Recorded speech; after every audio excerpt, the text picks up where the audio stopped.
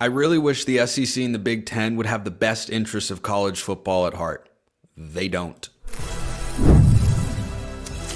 You are Locked On College Football with Spencer McLaughlin, your daily podcast on all things college football. Part of the Locked On Podcast Network, your team every day. Welcome, everybody, to another episode of Locked On College Football. I'm your host, Spencer McLaughlin. Thank you so much for making this your first listen or your first view every day, part of the Locked On Podcast Network, your team every day and your daily source to stay up to date with the biggest stories in this, the greatest sport on planet Earth. I am fading Bill Belichick at North Carolina for now. And how much success do you expect from transfer portal teams? That's all on today's show, which is brought to you by our friends over at FanDuel. Right now, new FanDuel customers can get $150 in bonus bets if your first $5 bet wins. So, new report from our good friend, not literal friend, metaphorically. He's a friend to all of sorts. Ross Dellenger over at Yahoo Sports, that the SEC and the Big Ten are going to just invoke the control that is apparently kind of written into the contract of the college football playoff so that for 2026, they want to expand it. They want to incorporate more automatic bids. And this is going to shock you, I know, but the Big 12 is against this, the ACC is against this, and the Group of Five are against this as well, according to Dellenger's report, which you can read over at Yahoo. And that's not surprising because I would be against it too if I were in either of those conferences. And guess what? I have no direct affiliation with any of those conferences, and I am against it. Why? Because the SEC and the Big Ten are this close. I mean this close if you take this next step forward to proposing the Super League that was proposed in Ted Lasso. Quite literally. And Rebecca Walton has to go in there like the awesome character she is and tell everyone who wants to break all this stuff off in a very emotional and wonderful speech why the league shouldn't happen, and she gets through. I don't know who Rebecca Walton is in this situation. I don't know who's going to get through to Tony Petitti of the Big Ten or Greg Sankey in the SEC that you are not acting in the best interests of college football. You are not. You're acting in your own best interest. I understand that. I completely understand self-interest. That doesn't mean that you as a fan have to enjoy it, because you're not going to. What they are proposing is expanding the college football playoff to 14 or 16 teams starting in 2026. The format's going to stay the same for 2025. You know, even though we all looked at how it went this year and said, wait a minute, why is a team who your own committee determined was better than this other team, why are they ranked lower? Because they won a conference that you don't even see as being on the same wait, they're doing what now? Yeah, well, that format's going to stick around as of now for 2025, and then come 2026, we'll just expand the thing again.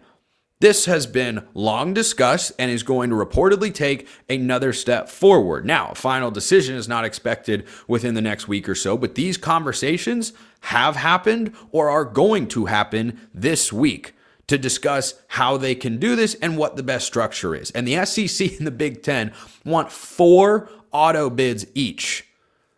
4 auto bids each. There's been discussion of a 4-4-2-2-1-1 format. Oh, goodness.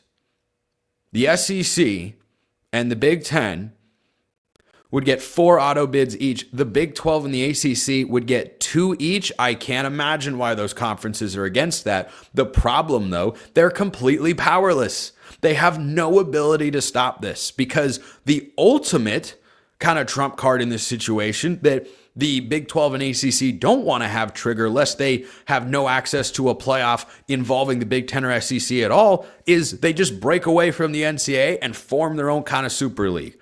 And that would be even worse. But this isn't great. I was against the original expansion of the college football playoff because I didn't think that it would stop. I have long said and continue to believe that within the next decade or two, you will see a proposal for or outright see in Division I college football, FBS, a 24-team college football playoff. And that's what people might want. That's what some people might want. But you went to 12. Did that solve all the problems? Did that end the belly aching? No, it never does. We see this with the NCAA tournament. I love March Madness. It's a 68-team field. They're debating expansion of that as well. That's not in the best interest of the sport to take regular season games that provide great home environments and experiences for students, fans, and the community alike and just take that away and just reduce the importance as much as you can. No, that's not good for the sport. That's not good for the fans. But that's the direction everything is going. Just keep expanding. And when they went to 12 teams, I said, 12's not going to be enough for them. And we kind of knew that. 14 to 16. Well, certainly that'll be. No, it won't.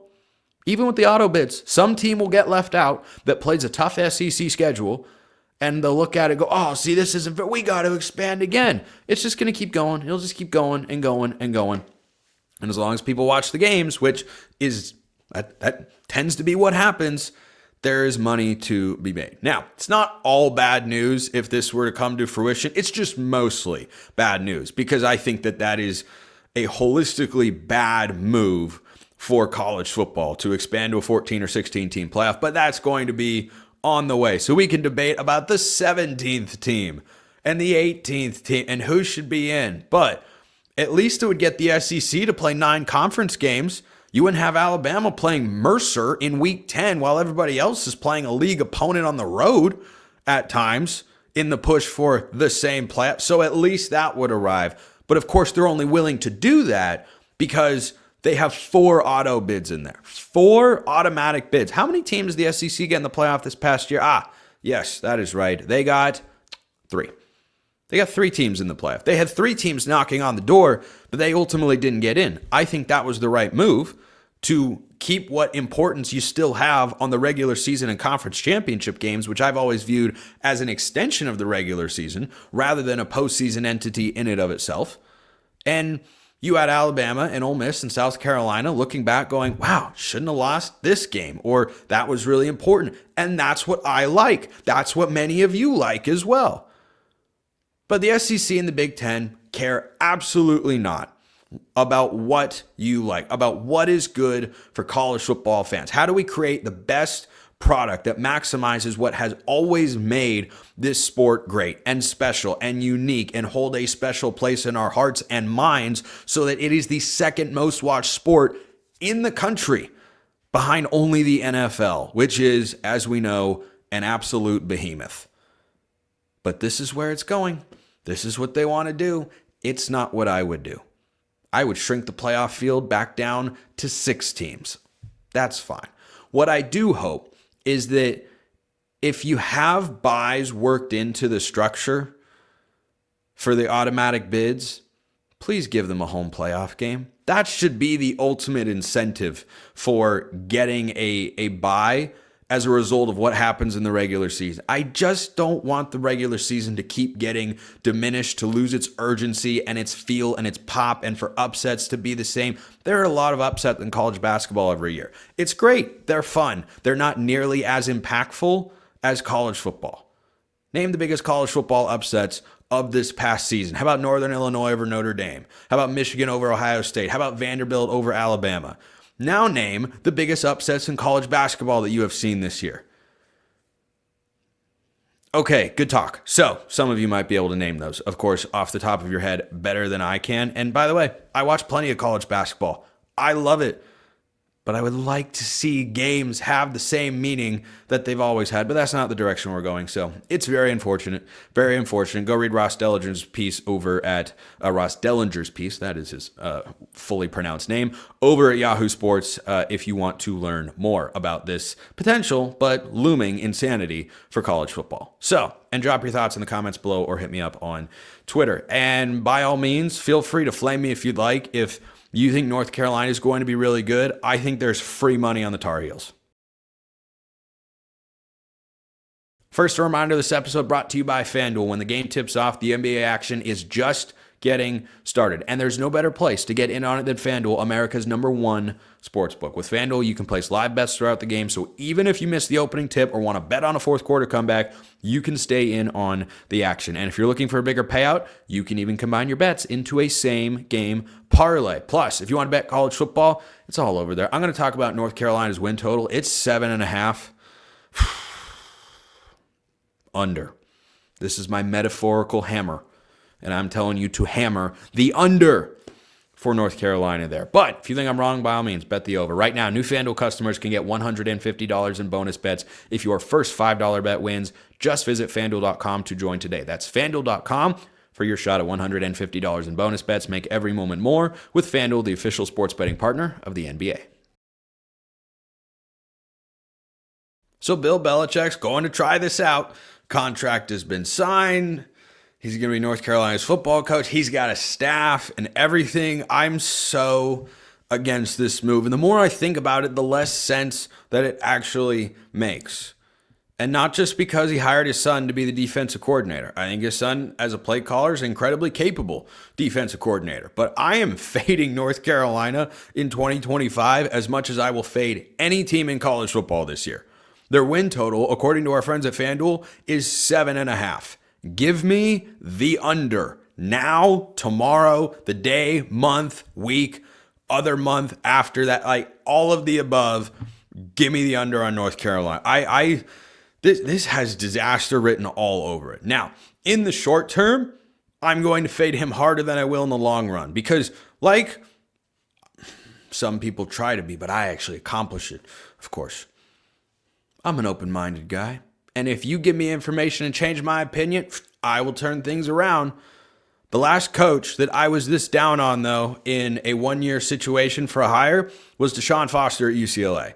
Their win total came out as 5.5. I said under, please, and they got closer to that than I thought they would, but the under hit. So you best go out and act on that with our friends at FanDuel while you still can, because the power of this show just cannot be overstated, folks. There have been several times, Colorado, UCLA, other examples over the years, Cal on a couple of occasions, where I have had a particular claim and then all of a sudden the win total moves and Vegas senses he might have a point. He might have a point. So clearly the sports books listen to and watch the show very heavily. But here, I digress. So the reasons that I'm fading this is bringing Bill Belichick in to be your head coach at North Carolina in 2025 would be like launching your own Food Network competitor enterprise and bringing in as the head chef Emeril Lagasse.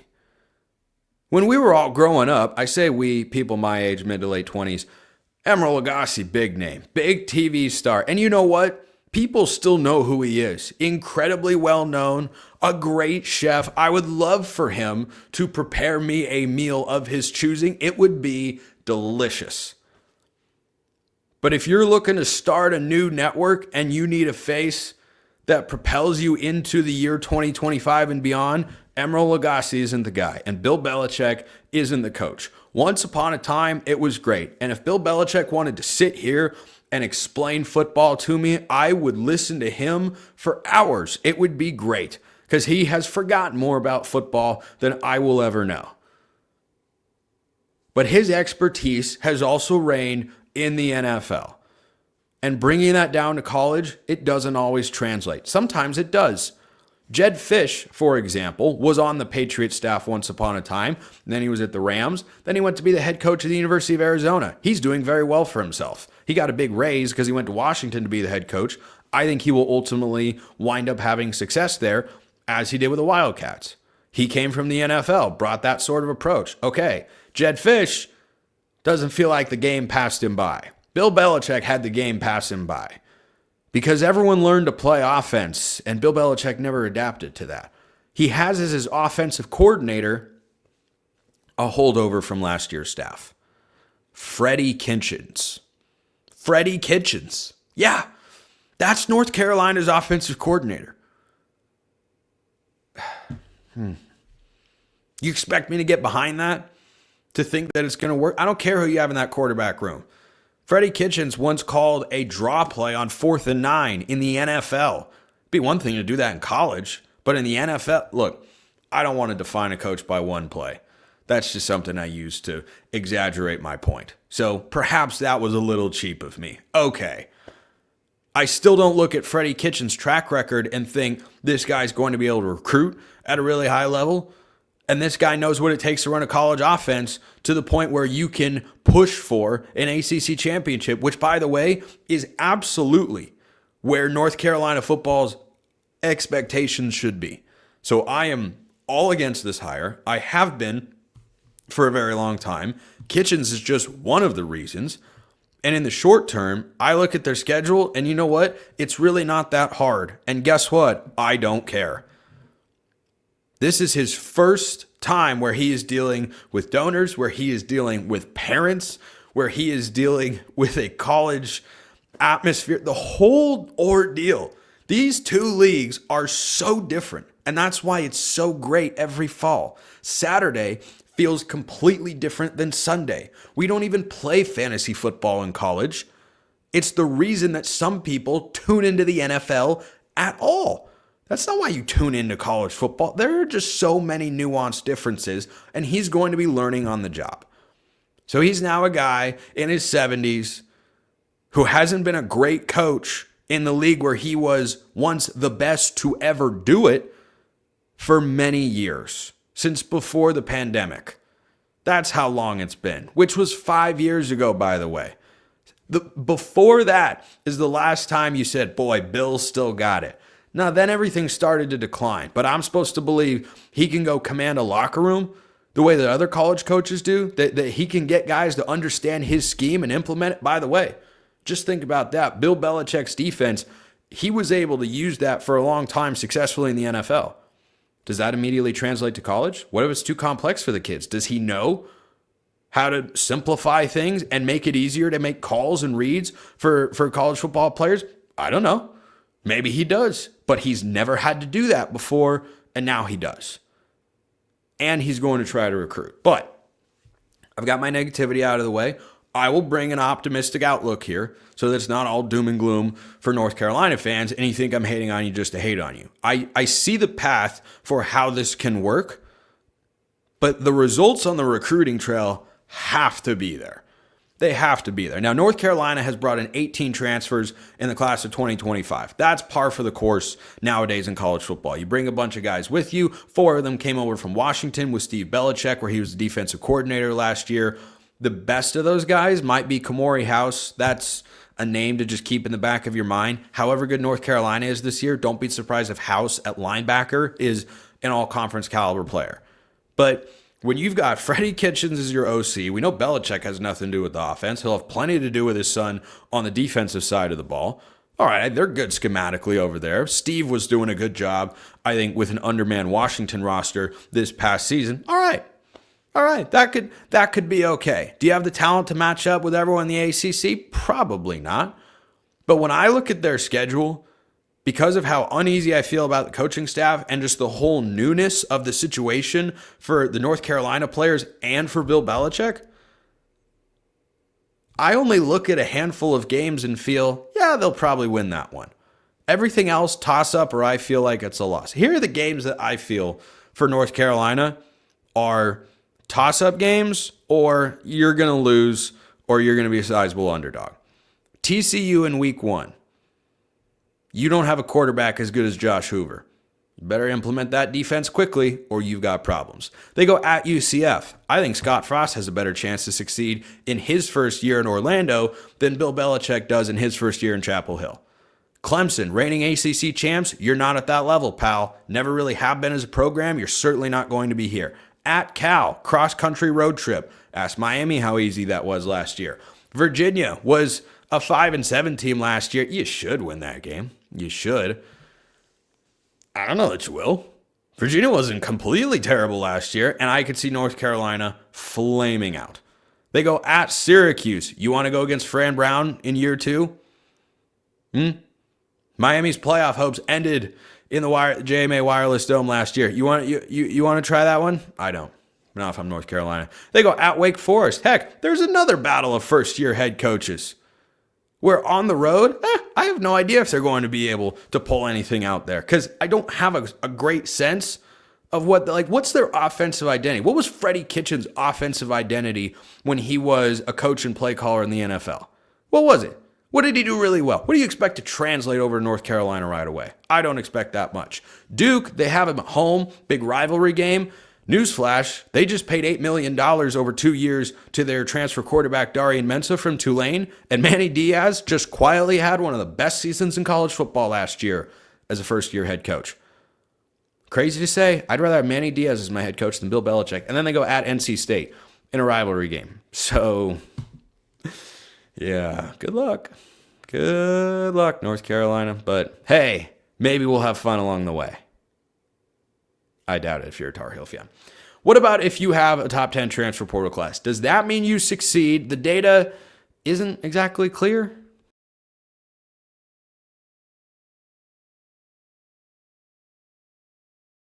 The data isn't exactly clear. The data aren't exactly clear. You say potato, I say potato. I say potato, though, just so we're clear. I say tomato as well. But there's a lot of discussion out there about the transfer portal and how you need to build. I hear this from fans all the time. You got to build through the high school classes. I agree. Well, you can't be too transfer reliant. Well, what's the line? Anytime you encounter someone that says, oh yeah, they bring in too many transfers, what's the line? I genuinely like to know. I don't know that we even have enough information yet to have established what the line is between, hey, we have too high a percentage of transfers that are on our roster, so the chemistry isn't quite there. I don't know what the percentage of players. If you have 22 starters, can you have no more than 7, 3, 5, 14? I don't know. You tell me. By the way, 22 starters, but how many guys rotated on the 2 deep? A lot. It's over 30. You factor in special teams as well. You got all sorts of roles and situations there. What's the line? So that's the first thing I encourage you to consider. But in 2024, the top 10 transfer portal classes had mixed results with regards to whether or not they hit what you'd consider their ceiling or had a successful season relative to their preseason expectations. So, for example, Ole Miss had the top transfer portal class. They fell short. Bama was in the top 10. They fell short. Texas A&M, they fell short. Now, I'll give some leeway to Bama and Texas A&M, first-year head coaches. It's difficult. But perhaps the most notable failure from the top transfer portal classes last year, Florida State, from 13-0 to 2-10. Billy Bean's bar is up here. They were down here. You know, there were good teams and there were not good teams. And then there was 50 feet of crap, and then there was Florida State in 2024. By the way, they're going back to the well in 2025 in that regard. We'll see. Miami, good team, step forward, no doubt. Didn't quite hit their ceiling or have what you'd consider. Well, that depends on who you ask. I consider Miami's season successful. I don't know that most Hurricane fans do because they were 1 game away from making the college football playoff and couldn't beat Syracuse. Tough team to beat. Pretty good. Nation's leading passer last year, Kyle McCord. But on the other side of the 2024 cycle, Ohio State, who only brought in 7 transfers, but had a top 10 graded class, their season worked out pretty well. Florida surpassed expectations. Texas, great year. SEC runners-up in the conference title game, but went further than any other SEC team in the college football playoff. Just saying. Colorado, by the way, didn't make the Big 12 title game by any account, had a successful season. Big transfer portal class. They took a huge step forward, bringing in 43 guys. Ohio State stepped up to win a national championship, bringing in 7. Oregon was in the top 10 of the transfer portal rankings on 24/7 last cycle. And they won the Big 10. So you have teams that came up short. You have teams that did really well or even won a national championship. The Ohio State number is interesting. Just 7 guys. Everybody else brought in double digits at least. So the top transfer portal classes in 2025 go like this. LSU, that's Louisiana State. Don't ever forget that. Ole Miss, Texas Tech, Oregon, Miami, Missouri, Florida State, Auburn, Kentucky? What is Kentucky doing in there? My goodness. Talk about a fly in the ointment. Texas A&M. Which of those teams going into this year do you expect to be great? Do you expect, which ones do you expect to be playoff teams? Hey, you tell me. Let me know in the comments below or shoot me a note on Twitter. But we're only a couple years into this transfer portal free agency, and I hope that gets resolved one day. I'm not optimistic that it will. But I don't know that we have the information because I don't think I'd be able to get a straight answer from you guys or anybody, frankly, including in the college football world, about what the exact right balance is of, hey, we have 22 starters and 10 key depth piece guys. Of those 32 players, only 8 can be transfers that are new to the roster this year. How do you factor in those guys? Transfers that came in the year prior, maybe played a little, maybe played a lot, and are back for another season. What do you count those guys as? Are those homegrown recruits? Are those transfer additions? I don't know. But the roster composition discussion, with February National Signing Day being completely irrelevant, which I think is a shame. I think it's a real shame, and I wish that it were different and that the college football calendar were not arranged as it is. But hey, I wish a lot of things were different in the sport in a way that they're not. But of those top 10 transfer portal classes for 2025, the teams that I'd say have college football playoff, just making the playoff, expectations, not goals. Everybody has that goal. Expectations. LSU, that's 1. Ole Miss, that's 2. I'm not putting Texas Tech in that camp. Oregon, 3. I'll put Miami in there at 4. Missouri, no. FSU, absolutely not. Auburn, no. Kentucky, no. Texas A&M, why don't we call that a half? 4.5 of the top 10 transfer portal classes I expect, or they expect, to make the college football playoff this year. Just let that fester. Just ponder it and think about what that means for building a roster in the year 2025. That's how we wrap today's show, with a thought-provoking question. At least I hope. I hope it is. Appreciate everyone listening. I will see you next time. And until then, hope you have a wonderful rest of your day.